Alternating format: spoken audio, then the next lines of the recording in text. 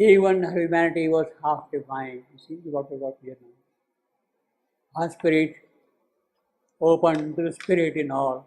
What we see. Her nature felt all nature and so.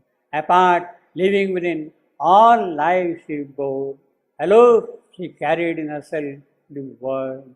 Her tread was one with the great cosmic train. Her strength was founded on the cosmic mind. The universal mother's love was hers. Now this is already kind of foreseen up there. What is going to happen there? Mean you are kind of picturizing in the transcendent how the human Savitri will be. Again, the evil let life's afflicted roots. Again, the evil let life's afflicted roots. Her own calamity is private sign. Of her pang she made a mystic poignant soul. Again, a poignant. See what we have seen just now. Of her pang she made it. Again, the evil at life's afflicted roots. Evil at life's afflicted roots. So life is pictured as a tree. At the base of the tree, at the root of the tree, there is the evil. What is the evil? At the root of the tree. Death. It is death which is there at the root of things. Again the evil. That evil's life afflicted, that is the death. Her own calamity. Therefore she has made her own calamity of that death of Satyavan a private sign of her pang she made. So that became the sword of conquest in her hand. That had become the sword of conquest. Acute, sharp, poignant, you see. Sword of conquest in her hand. A solitary mind, a worldwide heart. So that is the quality of Savitri's mind. Worldwide heart, universal heart. To the lone immortal's unshared work, she rose. Immortal's unshared work, you see, means mortal Savitri. Human Savitri is participating in the work of the immortal. What is the work of the immortal? To strike at the life's afflicted roots. That is the work. That is the work of the immortal. And that work of the immortal is now being carried out by mortal Savitri. A solitary mind, a worldwide heart, is alone a mortal's unshared work. She rose. So she is now getting up. All the sorrow, etc., is gone. At first, life grieved not in her burdened breast. Well, this is what we have got here also in the book of Yoga. At first, life grieved not in her burdened breast. On the lap of earth's original somnolence, inert, released into forgetfulness, thrown it reposed, unconscious on mind's world, obtuse and tranquil, like the stone and star. At first, life grieved not in her burdened breast. This is what we have seen. Savitri is in the happy company of her husband. There is no question of grief there at all. See. At first, life grieved not. That is what we have seen. We have seen. At first, in fact, the canto begins with that, no? At first, her beneath the sapphire heaven. At first, beneath the sapphire heaven. The phrase is at first. Grieved not in her burdened breast. Well, this could be connected with Savitri living with Satyavan in the forest. It could also be at first life grieved not.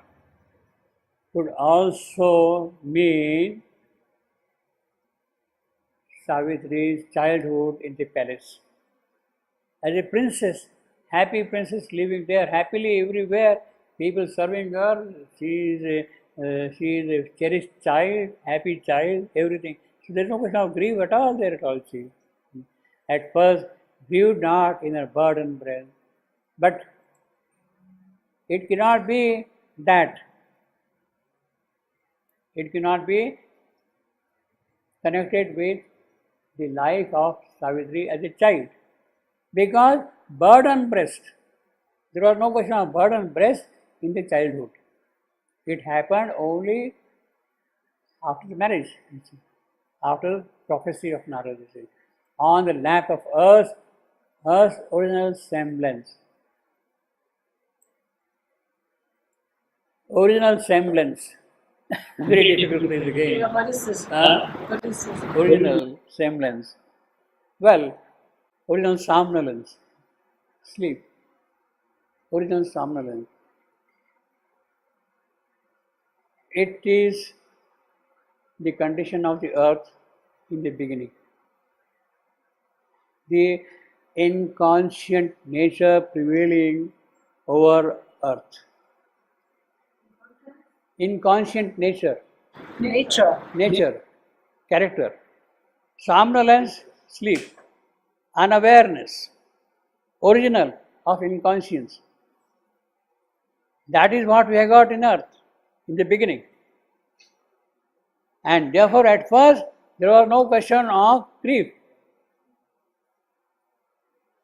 At first, life grieved not in the burdened breast. How is that earth's breast is burdened? But on the lap of earth's original somnolence, inert, released into forgetfulness. Well, that is what earth is in the beginning, you see. Inert, released into forgetfulness. Prone, it repose, unconscious on mind's words. Means mind has not yet awoken on mind's world. Obtuse and tranquil like a stone and star. Obtuse, dull, stupid, in that sense. Obtuse in that sense. Dull, stupid, and tranquil, inert, without any movement. Like the stone. You see, the stone is lying there.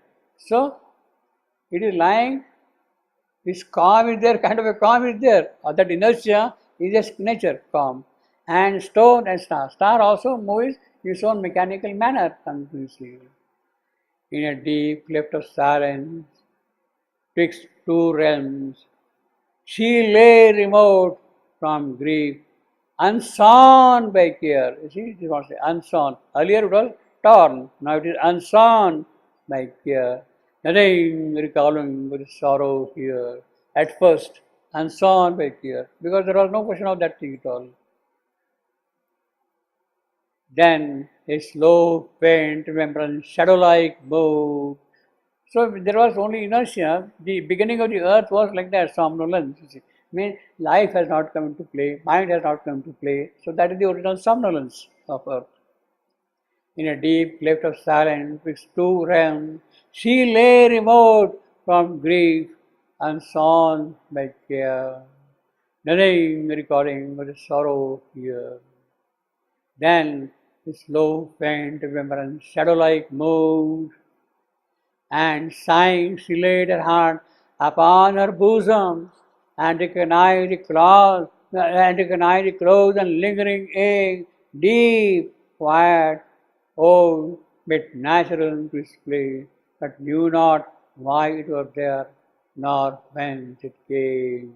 When she is getting out of her somnolence, when earth has moved towards life and mind, then this calamity sees. Then slow, faint remembrance, shadow-like moved, and sighing, she laid her head upon her bosom, hand upon her bosom. So Savitri is putting her hand upon her bosom. What is the cause of this thing? Why this sorrow? Where is it coming from? And recognize the close and lingering ache. It is there primarily from the original somnolence. A deep, quiet, old, made natural, so it has become its natural head. But knew not why it was there, nor whence it came. The power that kindles mind was still withdrawn. So that mental awakening awareness is not there yet.